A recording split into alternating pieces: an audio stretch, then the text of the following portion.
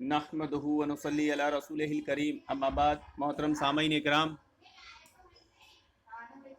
आप लोगों को हम कहते हैं कि तबलीगी जमात में कलमे के नाम पर जो ले जाया जाता है तो उसमें कलमा तौहीद नहीं सिखाया जाता, बल्कि कलमे की मेहनत बोल के धोखा दिया जाता है और बुग़्ज़ अहले हदीस सिखाया जाता है।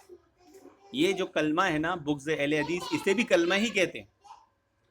बुग़्ज़ अहले हदीस के ख़िलाफ़ बुग़्ज़ बनना, उनके ख़िलाफ़ बातें सिखाना, अगर इसको बोला जाएगा तो इसको भी कलेमा ही बोला जाएगा, क्योंकि हर मानेदार लफ्ज़ कलेमा होता है। लेकिन वो कहीं नहीं कहते कि हम कलमा तौहीद सिखा रहे हैं, वो ये बोलते हैं हम कलमे की मेहनत कर रहे हैं।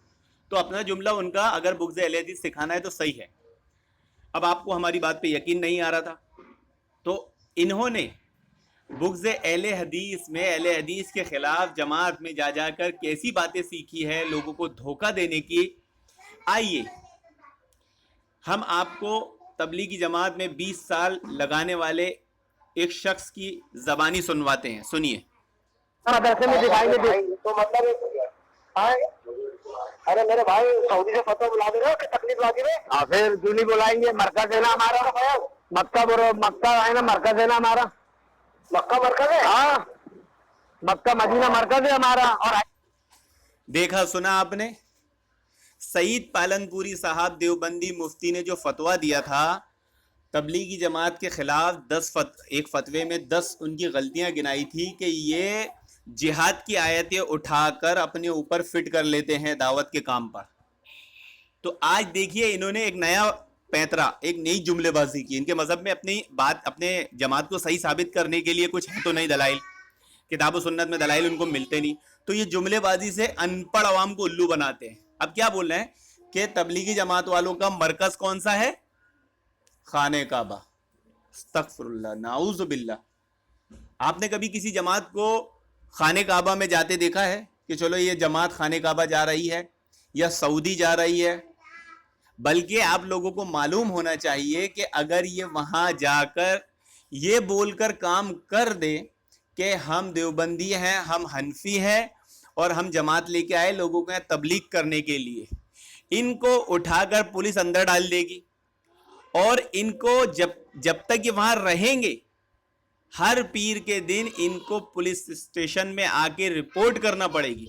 आज भी जितने मुकल्लिद वहाँ रहते हैं, छुप कर रहते हैं, वहाँ पर अपने मुंह से देवबंदी हनफी लफ्ज़ निकाल नहीं सकते।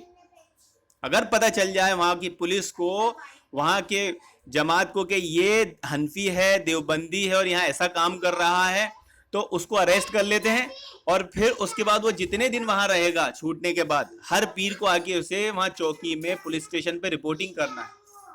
अब अगर ये बोलते हैं इनका मरकज़ मक्का है, तो भाई मैं चलना चाहता हूँ आपकी जमात में मक्का, मुझे लेके चलो मक्का में, आपकी जमात में, मैं देखना चाहता हूँ कि आपका मरकज़ ये है कि नहीं।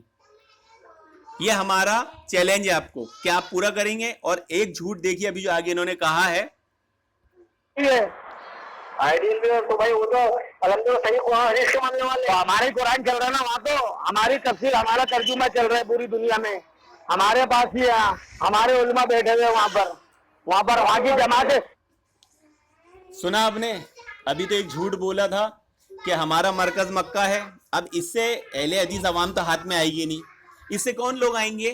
अनपढ़ लोग। अच्छा, अपनी जमात का मरकज मक्का है। अब वो बेचारा यहाँ से बैठ के आंख बंद करके कयास करेगा तो मरकज यहाँ क्या, वो तो आसमान में भी बना सकता है। ये गुमानी और कयासी लोग हैं, ये कयास और गुमान से अपना मजहब बना लेते हैं, तो मरकज बनाना कौन सी बड़ी बात है? तो ऐसे अनपढ़ लोगों को ऐसे जुमलों से ही वो मुतासिर करते हैं, जज्बाती बातों से अनपढ़ और जाहिल अवाम मरऊब होती है। अब इसने एक और धोखा, एक और झूठ कहा कि हमारा ही कुरान, हमारा ही तर्जुमा चल रहा है। अस्तगफिरुल्लाह, झूठों पे अल्लाह की लानत है। जैसे कि दुनिया जानती है कि सऊदी अरब से जो कुरान छपकर अभी चलता है एहसानुल बयान, वो अहले हदीस आलिम का है, पूरी दुनिया जानती है इस बात को। लेकिन एहसानुल बयान वहां से शुरू कैसे हुआ, ये कहानी बहुत कम लोग जानते हैं। आज से 15-20 साल पहले अगर आपने देखे होंगे कि सऊदी से हज करके जब लोग आते थे तो एक कुरान लाते थे, कुरान करीम जिसका नाम था एहसानुल बयान, छोटी साइज में है, وہ قرآن کریم چوڑی اور بڑی سائز میں تھا. پرانے لوگوں کے پاس آپ توجہ سے یا فکر سے دیکھیں گے تو آپ کو آج بھی مل جائے گا. ہاں ہو سکتا ہے کہ تبلیغی جماعت والوں نے اسے اب چھپانا شروع کر دیا ہو, کیونکہ ان کی چوری جہاں پکڑے جاتی ہے نا تو ثبوت مٹانا شروع کر دیتے ہیں.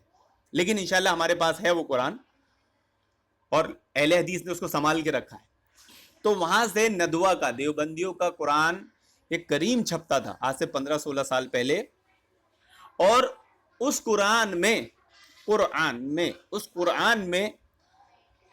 22 جگہ پر انہوں نے تفسیر میں, قرآن کے ترجمے میں, قرآن کی عربی عبارت میں نہیں, تفسیر میں 22 جگہ تفسیر میں انہوں نے وہی عقیدہ بیان کیے تھے جو بریلویوں کا ہے اور جنہیں یہ مشرک کہتے ہیں. اور یہ بات جب اہل حدیث علماء نے سعودی گورنمنٹ کو نشاندہی کر کے بتائی کہ آپ یہ جو قرآن کریم یہاں سے, قرآن الکریم جو یہاں سے شائع کر رہے ہو دیوبندی ندوہ والوں کا, اس میں اتنی بڑی بڑی عقیدے کی گستاخیاں ہیں, بد عقیدی کی بات ہے. سب سعودی گورنمنٹ نے اس کو نوٹس کی, کیونکہ اردو میں تفسیر ہوتی تھی اور وہ عربی پڑھنے والے لوگ ان کو معلوم نہیں تھا.